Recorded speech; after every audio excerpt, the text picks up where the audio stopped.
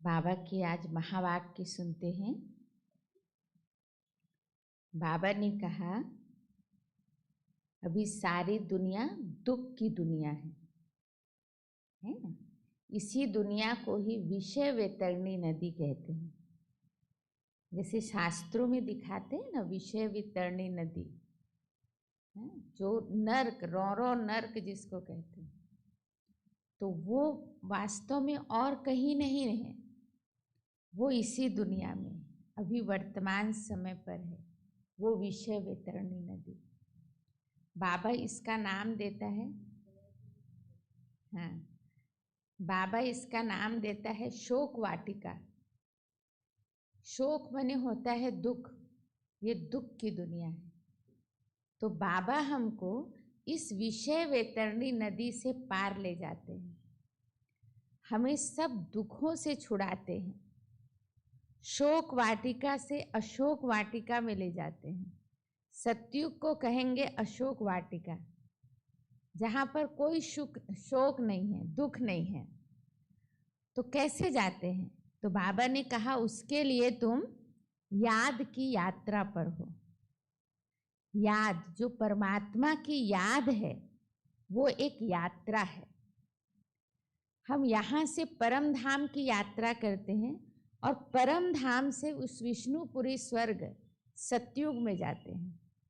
तो हमारी ये यात्रा है ना।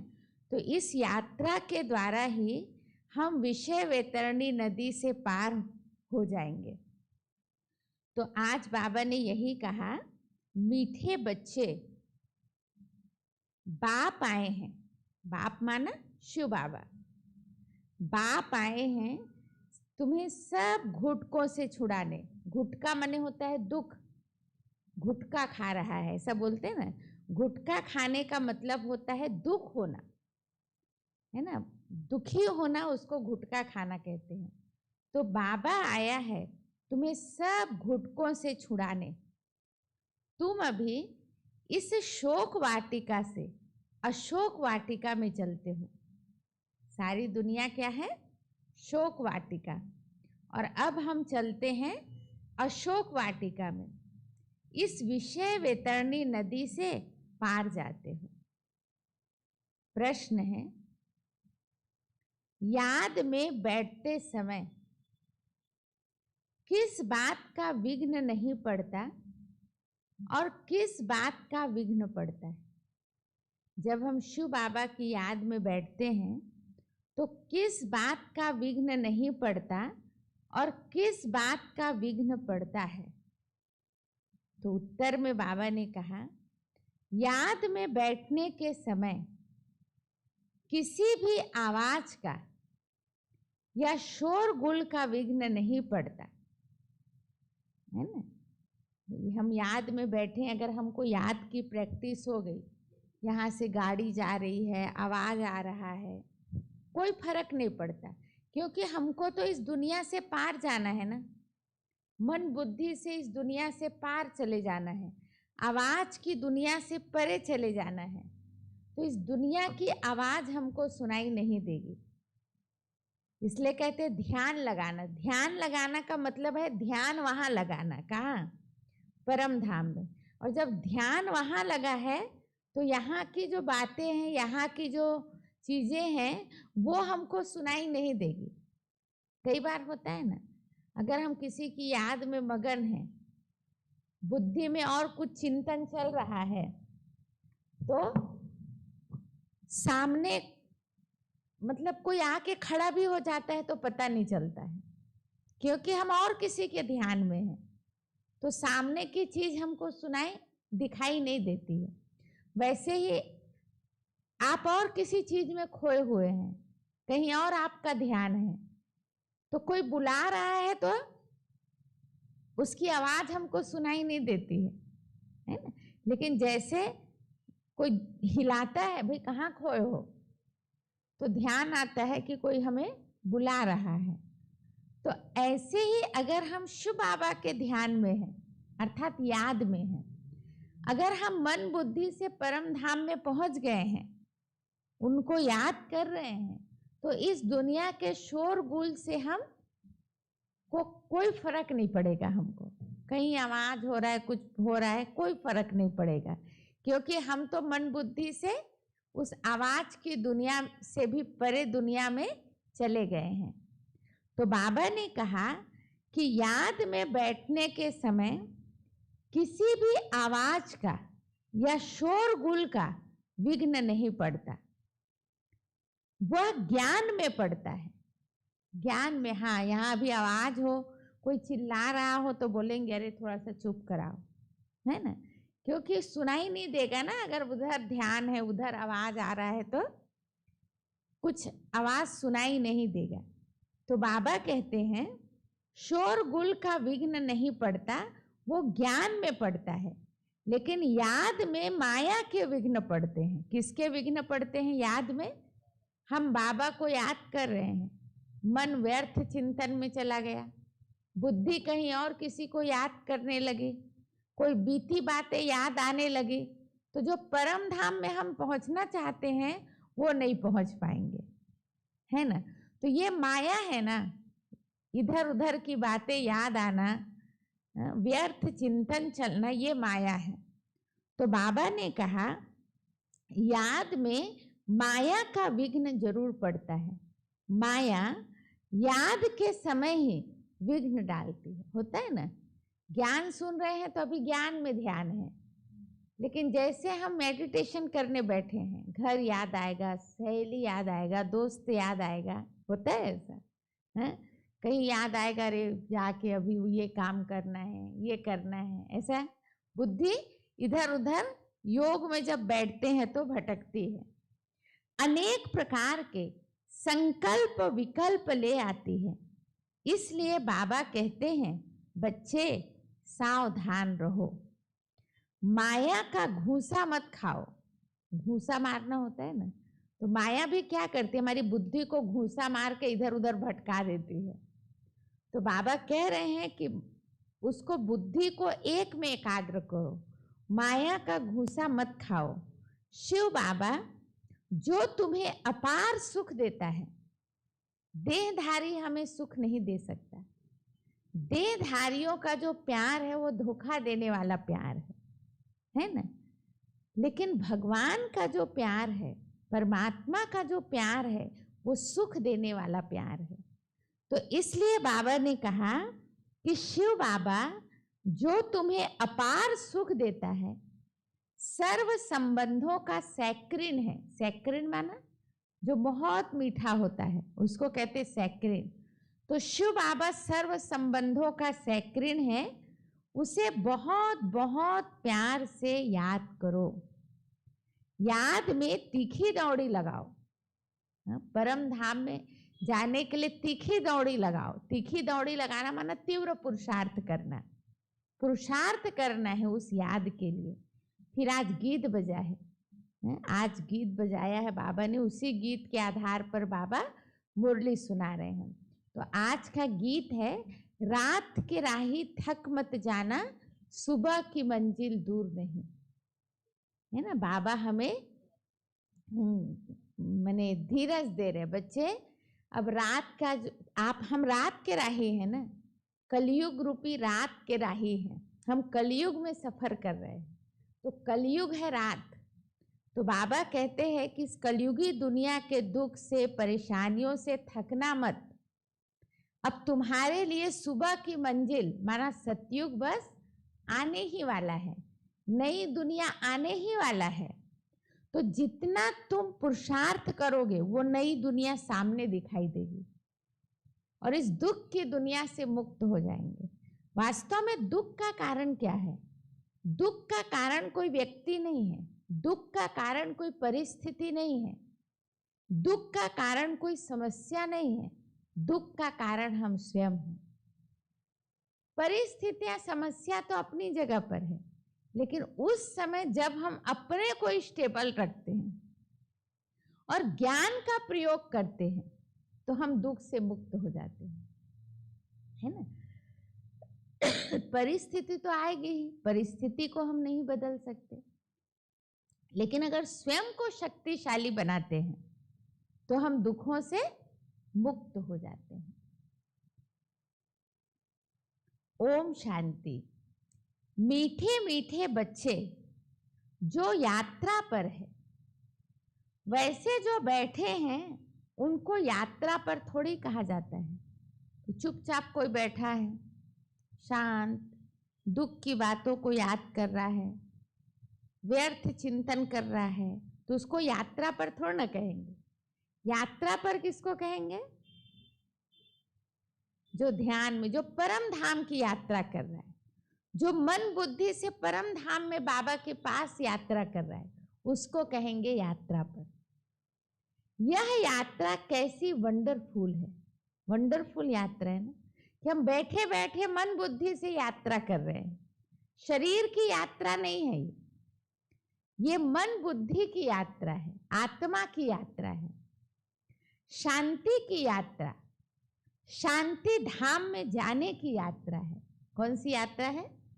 शांति की यात्रा, शांति धाम में जाने की यात्रा। रावण के राज्य में गुटखा खाकर मरना होता है ना। इस दुनिया में क्या होता है, लोग दुखी होकर मरते हैं ना। किसी का एक्सीडेंट हो गया, कोई बीमार पड़ गया है ना, कोई फांसी लगा लिया, तो क्या है, दुखी होकर मरते हैं ना। इस दुनिया में गुटखा खाकर मरते हैं। एक सत्यवान सावित्री की कहानी है कि काल से भी सावित्री सत्यवान की आत्मा को वापस ले आई।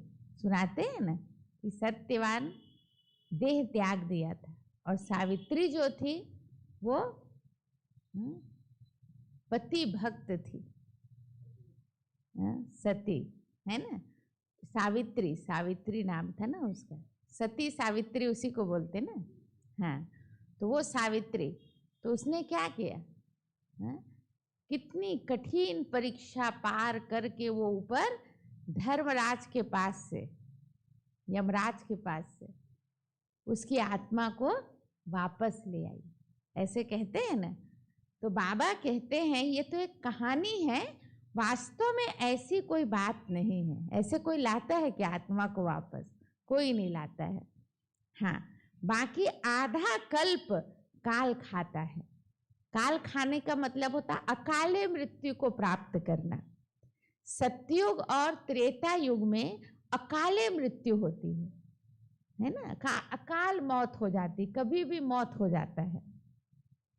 जबकि सतयुग त्रेता नहीं, द्वापर कलयुग में, द्वापर कलयुग में अकाले मौत होती है और सतयुग त्रेता में अकाले मौत नहीं होती, इसलिए उसको अमर लोक कहते हैं। वहां पर आयु पूरी होने के बाद ही देह त्याग करते हैं।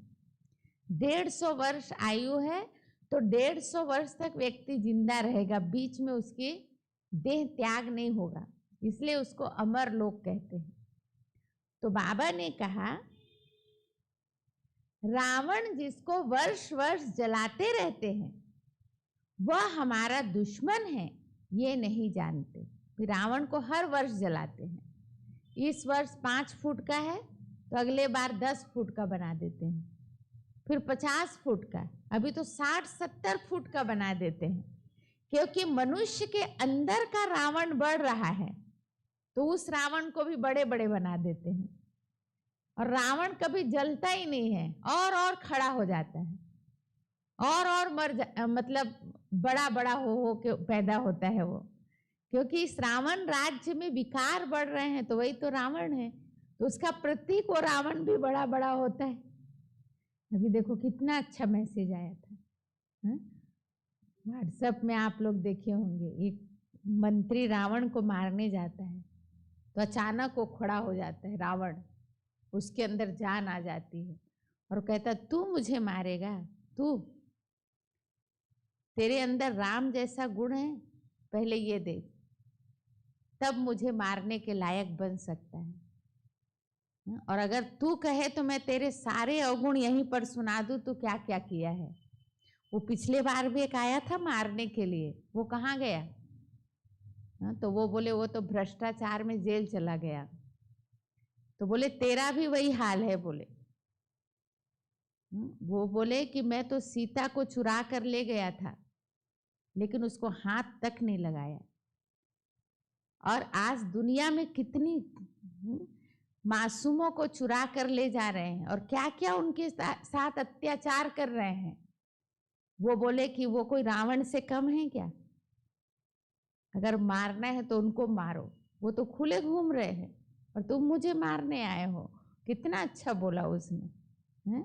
बोले अगर तुम मुझे मारना चाहते, बोले मारने का अधिकार इन छोटे बच्चों को है जो निर्विकार है, और अगर मुझे मारना चाहते हो तो राम जैसा गुण धारण करो, तब तुमको अधिकार है मुझे मारने का, है ना? तो वास्तव में आज दुनिया में राम जैसा है, उसलिए वो गीत भी है ना, है? आज घर घर में रावण बैठा, इतने राम कहाँ से लाओ। एक ही रावण थोड़ा है, आज सारी दुनिया में रावण का राज्य है।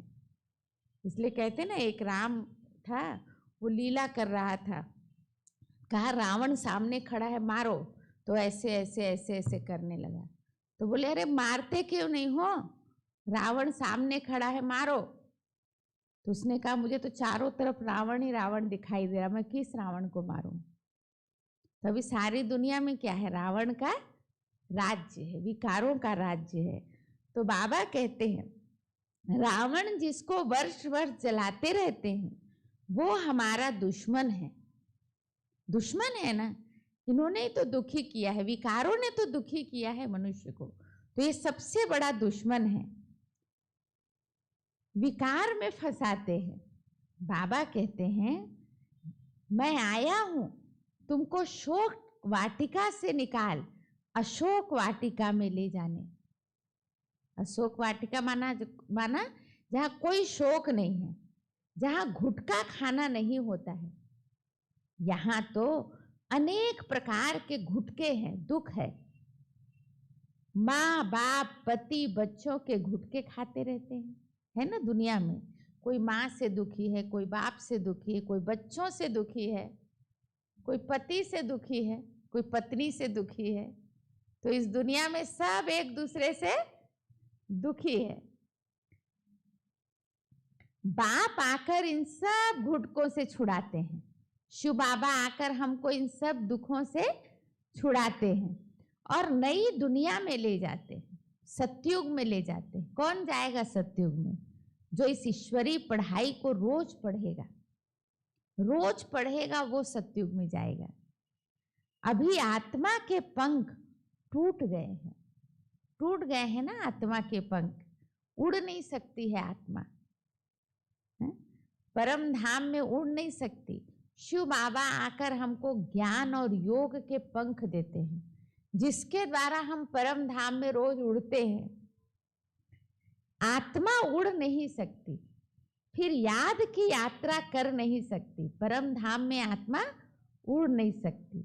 बरोबर यह बुद्धि योग की यात्रा है। लिखा है ना, बंदर पुल कैसे बनाएंगे? बाबा कहते लिखा है ना, मन मनाभव, मन को मेरे में लगाओ। मन मनाभव का अर्थ क्या है? मन को मेरे में लगाओ। इसका अर्थ कोई यात्रा थोड़ी समझते हैं। कहते हैं राम ने बंदरों की सेना ली और बंदरों ने पुल बनाई। कहाँ पुल बनाई? समुद्र में। और रावण राज्य में पहुंचे उस पुल द्वारा। तो अभी दुनिया में ये रावण राज्य है ना, पूरी दुनिया। यहाँ तो समुद्र में भी पुल बना देते हैं, सुखा सुखा के। आप देखो पूरा समुद्र को सुखा के पुल बना दिया, तो ये रावण राज्य से कम है क्या? है ना, यही तो रावण राज्य है? आज देखो वास्तव में अभी बाबा कहते हैं, वो तो स्थूल बात हुई, अभी कौन सा पुल बन रहा है? अभी सारे रावण राज्य में हम याद का पुल बांधते हैं और याद के पुल द्वारा इस रावण राज्य से राम राज्य सतयुग में पहुंच जाते हैं। तो बाबा कहते हैं ये तुम्हारी याद के यात्रा की पुल बन रही है, जिस पुल से तुम विषय वैतरणी नदी पार हो जाते हो। बाप इस नदी में तैरना सिखलाते हैं। सारी दुनिया इस नदी में डूबी हुई है विकारों में, लेकिन बाबा आकर हमको इस नदी में तैरना सिखाते हैं, अर्थात इस विकारों से बाहर निकालते हैं। खिवैया है ना, इसलिए शिव बाबा को खिवैया कहते हैं। विषय वैतरणी नदी से पार कराए शिवालय में ले जाते हैं। शिवालय माना एक शिवालय परम धाम, शिव के रहने का स्थान, और दूसरा शिवालय है सतयुग, शिव का स्थापन किया हुआ स्थान। तो दोनों को ही शिवालय कहेंगे। तो पहले हमको बाबा परम धाम में ले जाते हैं और वहां से फिर सतयुगी दुनिया में ले जाते हैं। बाबा ने कहा शास्त्रों को ज्ञान नहीं कहा जाता, ज्ञान से सद्गति होती है, लेकिन शास्त्रों का ज्ञान ज्ञान नहीं है, वो सब भक्ति की सामग्री है। वेद शास्त्र जप तप ये सब भक्ति है, और जन्म जन्मांतर जो भक्ति किए उसका फल हमें ज्ञान की प्राप्ति हुई, और ज्ञान से परमात्मा की पहचान होती है, और उस पहचान से सद्गति की प्राप्ति होती है। बाकी भक्ति से हमको सद्गति नहीं मिल सकती, ज्ञान से ही सद्गति मिलती। और कौन सा ज्ञान? जो शिव बाबा आकर ज्ञान दे रहे हैं। शास्त्र के ज्ञान से कभी सद्गति नहीं मिल सकती। जब तक शिव बाबा धरती पर ना आए तब तक सद्गति नहीं हो सकती। अच्छा, मीठे मीठे सीखे लदे बच्चों प्रति मात पिता बाप दादा का याद प्यार और गुड मॉर्निंग। रूहानी बाप की रूहानी बच्चों को नमस्ते, और हम रूहानी बच्चों की रूहानी बाप दादा को भी याद प्यार गुड मॉर्निंग और नमस्ते और शुक्रिया बाबा, शुक्रिया।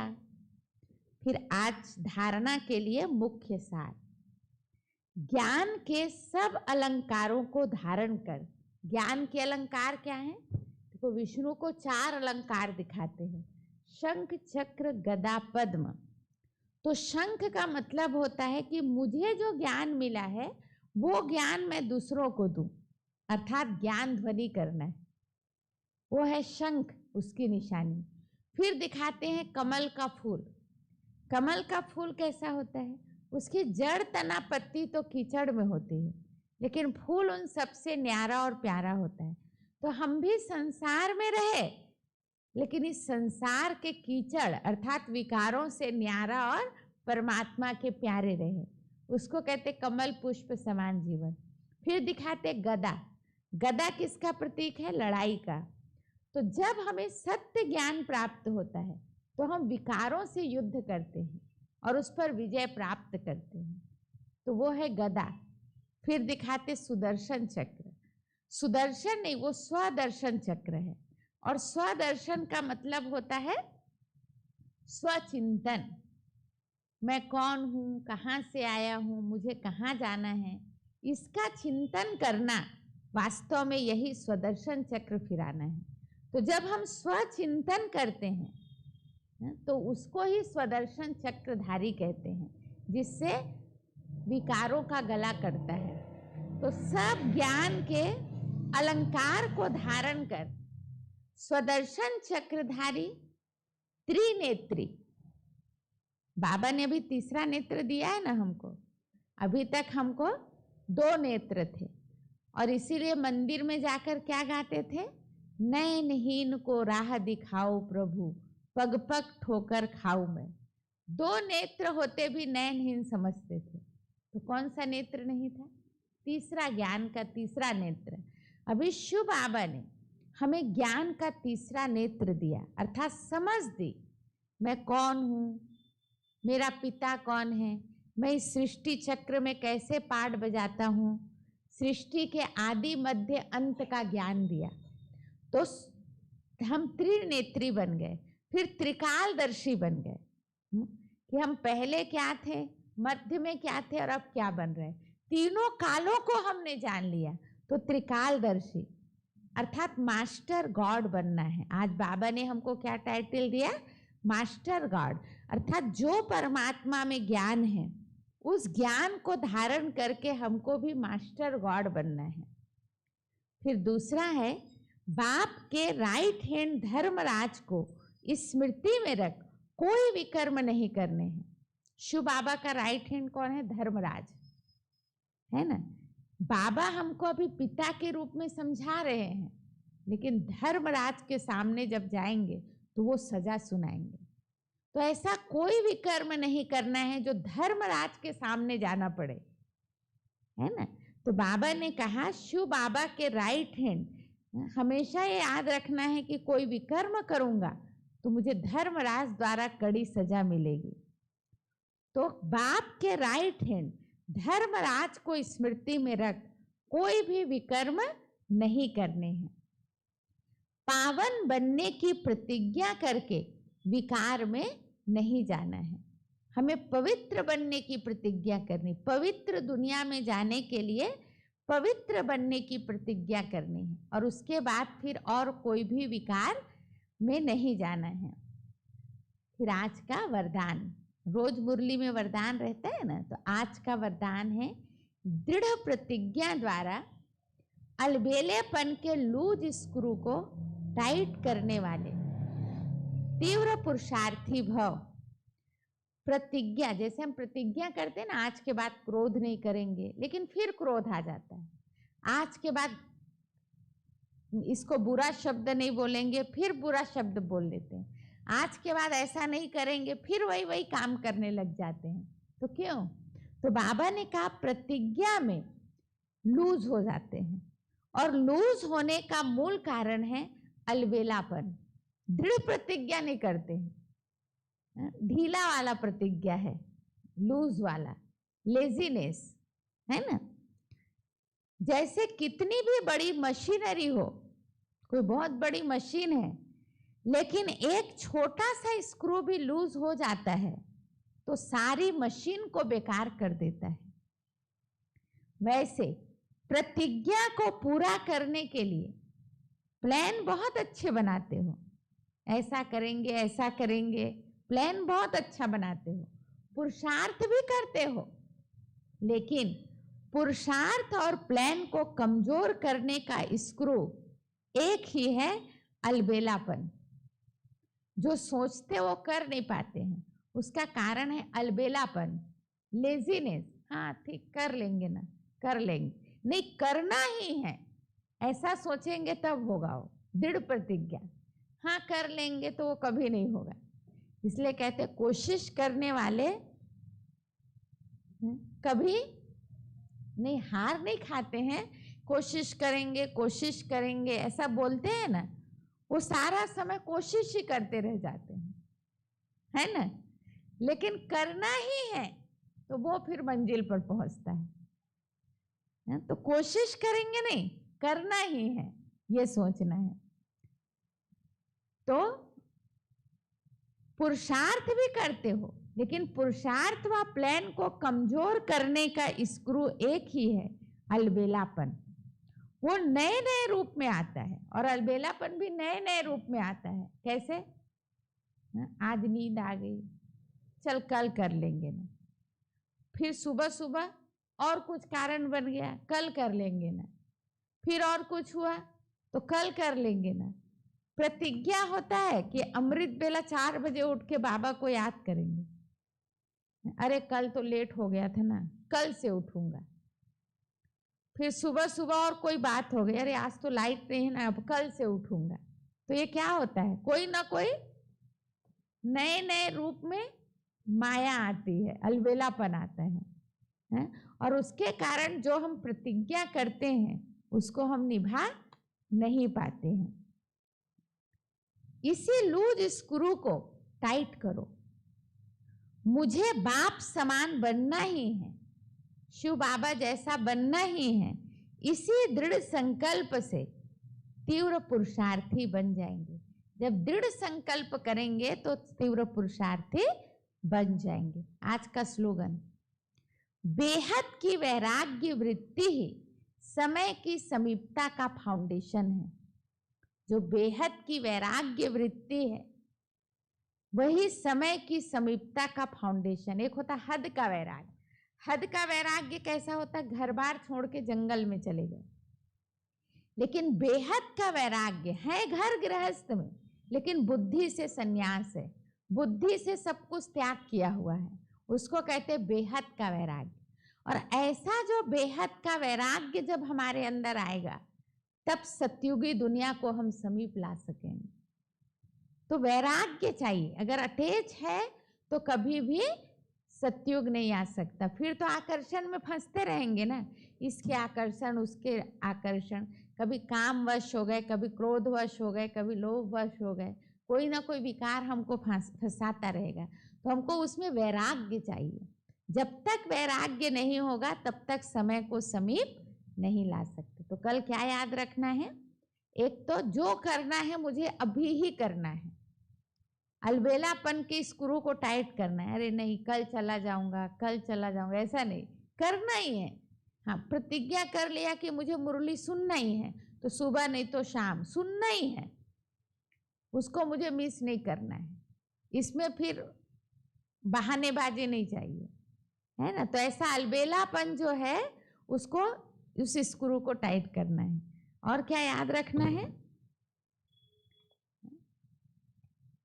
बाबा हमको दुख की दुनिया से छुड़ाने आए हैं। कहाँ ले जा रहे हैं? हमें अशोक वाटिका, जहाँ कोई दुख नहीं है। तो उस याद की यात्रा से मुझे उस सुख की दुनिया में जाना है, इसलिए मुझे याद करना है, बाबा को याद करना है, इस याद की यात्रा में निरंतर रहना है। तो कल सारा दिन प्रैक्टिस करेंगे उस याद की यात्रा में रहने का, ठीक है। ओम शांति। चलो 2 मिनट बाबा को याद करते हैं, तो मन बुद्धि से सभी एकाग्र हो जाए। अपना सारा ध्यान मस्तक के बीच एकाग्र कर दें और स्वयं के स्वरूप को ध्यान से देखें। मैं ज्योति बिंदु आत्मा मस्तक सिंहासन पर विराजमान हूँ। इस देह के बंधन से संपूर्ण मुक्त हूँ। यह देह का बंधन मुझे बांध नहीं सकता। मुझे परमात्मा मिलन के लिए अपने घर परम धाम जाना है। स्मृति आते ही मैं आत्मा ज्ञान और योग के पंख द्वारा उड़कर पहुंच गई परम धाम। परम धाम लाल प्रकाश की दुनिया, जहां चारों ओर असीम शांति है।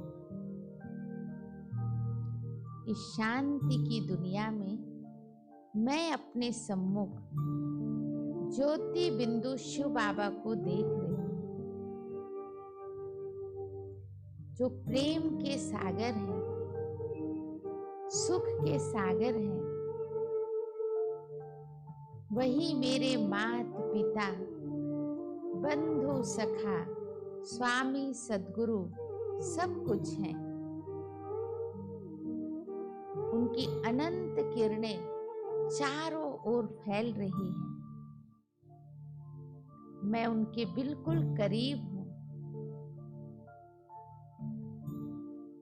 उनके पास मुझे बहुत शक्तिशाली स्थिति का अनुभव हो रहा है। उनसे निकलती सर्व शक्तियों की किरणें मुझ में समा रही है। मैं आत्मा उनके समान बन रही हूँ।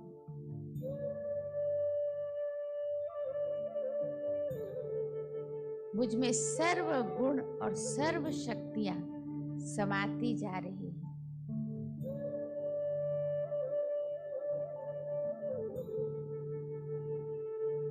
सर्व गुणों और शक्तियों से संपन्न होकर अब मैं सतयुगी संसार में देवी देवता के रूप में अवतरित हो रही हूँ। यह संसार सुख का संसार है, जहाँ प्रकृति भी सुखदायी है। चारों तरफ हरियाली ही हरियाली है। सोने के बड़े बड़े महल, ऐसे संसार में मैं स्वयं को देख रहा हूं। स्वयं के स्वरूप को उस देव स्वरूप में देखिए। सर्व गुणों और शक्तियों से संपन्न मैं देव स्वरूप में हूं, उस सत्युगी संसार में हूं। अनुभव करे कुछ देर उस सत्युगी संसार में स्वयं को।